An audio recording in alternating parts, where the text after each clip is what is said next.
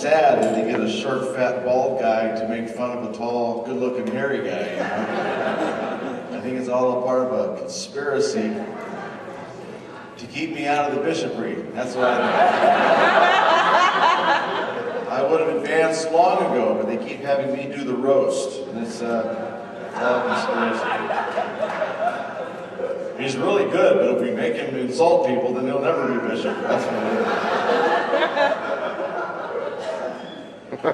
I also thought, you know, being who I am, that maybe instead of doing a roast, you and I could do a Laurel and Hardy thing. Or we could include Carol and do like a Peter, Paul, and Mary thing. Or we could include Steve and do like a Peter, Paul, and Mary and a Smurf thing.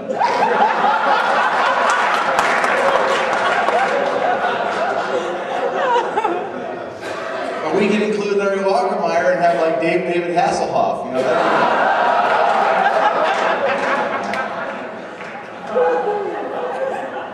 It's not known by a lot of you, but Larry Walkermeyer is known for riding around in the Long Beach church van in Long Beach, going da-da-da-da, da-da-da, thinking that he's a night rider, but okay, sorry. I'm sorry about the sport. Where's Steve? There he is. I'm sorry about the short joke. But it's a true known fact that Claudette used to have hickeys on her knees when they were dating.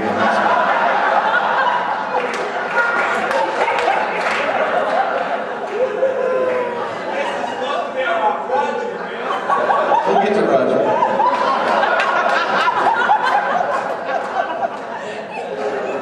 And all that baloney about trees yesterday, Steve doesn't care anything about trees per se, he just likes things that are taller than him. Which includes just about anything from a Shih Tzu on up. Okay. And that's not my notes. I have some really offensive material here that I want to share that was presented to me by Denny Wayman. Being the Mr. Sensitive that he is. But first I want to tell you a story about Roger and Ellen. Roger used to ride a motorcycle, you know that, right? He used to ride in the black sheep. He was a black sheep. He was a tall, skinny black sheep. And a lot of people don't know this, but he's really kind of a hot dog on the motorcycle. He's kind of a show-off. He's actually kind of dangerous and rude. And I was riding behind him one day, going down the freeway, and I guess he was trying to show off for Ellen or something, but there was this little nerdy guy, you know, and he was riding one of those electric plug-in mopeds, you know, and he was doing about 15 miles an hour on the bike lane, and I saw Roger kind of lean back and say something to Ellen like that, and I thought, oh, here he goes again. And sure enough, he takes the Harley up to about 60, and comes really close to the guy on the moped. Meow, like that, and he laughs, and he looks back at Ellen, and all of a sudden, the moped started catching up. And he thought, what kind of a moped is this? And sure enough, the moped goes flying past the Harley Davidson. But Roger says, I'm not putting up with that. So he throttles that thing and he comes up on behind the moped, right past the moped and says, ha ha ha, show him a movement. And he passes the guy and he looks back and here comes the moped. Passes him up at about 80 miles an hour. Roger, not to be outdone, throttles it again and comes up on the moped, comes really, really close to the guy, pow, passes him at about 80 miles an hour. Not to be outdone, here comes the moped. About 100 miles an hour passes Roger and Ellen on the Harley and passes them out. And Roger says, okay, that's it, I'm done.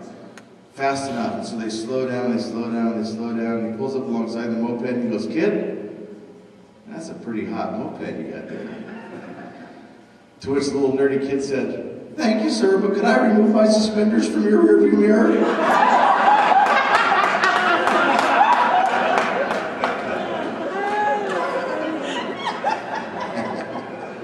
Okay. Roasted Bishop by Denny Wayman.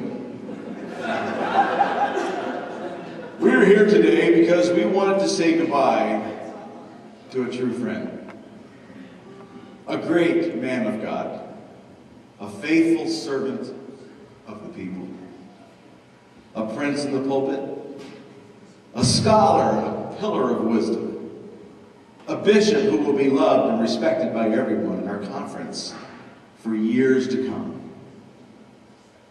We regret, however, that Bishop Dick Snyder could not be here today, and so we'll talk about Roger Higgins instead.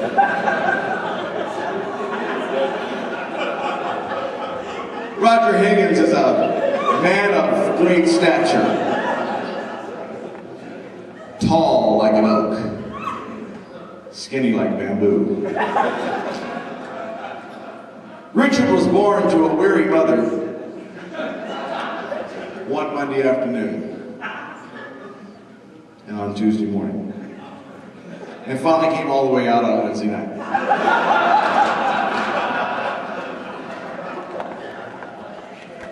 As a child, young Higgins' friends would stick gum on his head and lower him into the gutters to retrieve nickels and dimes.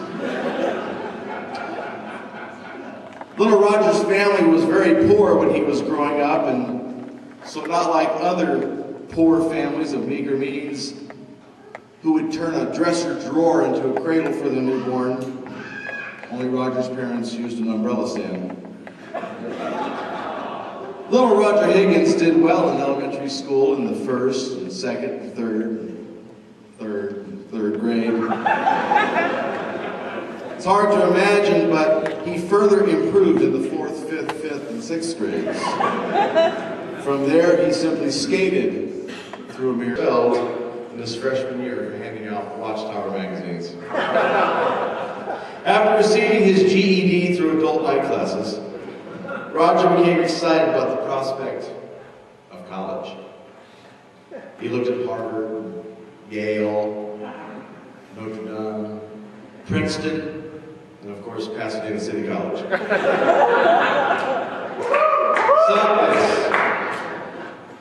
Some, however, encouraged young Richard to look into Christian schools as well. So he visited Biola, which stands for Bible Institute of Los Angeles. And he also visited PLNC, which stands for Point Loma Nazarene College. And then he went to APU, which of course we all know stands for APU. And just so you know, I have the right to make fun of APU. I have one son who has graduated, one who will graduate in December, and I know that APU is expensive, but as soon as my younger son graduates, we're planning on buying a 150-foot yacht. Anyway, after looking at Biola and PLNC and APU, after much prayer, Roger decided to take a poo. Later, young Higgins would attend and complete with honors a graduate degree from Ryman University, where he learned the fine arts of theology and pedicures. And nobody gives a pedicure like Roger. Right, Steve?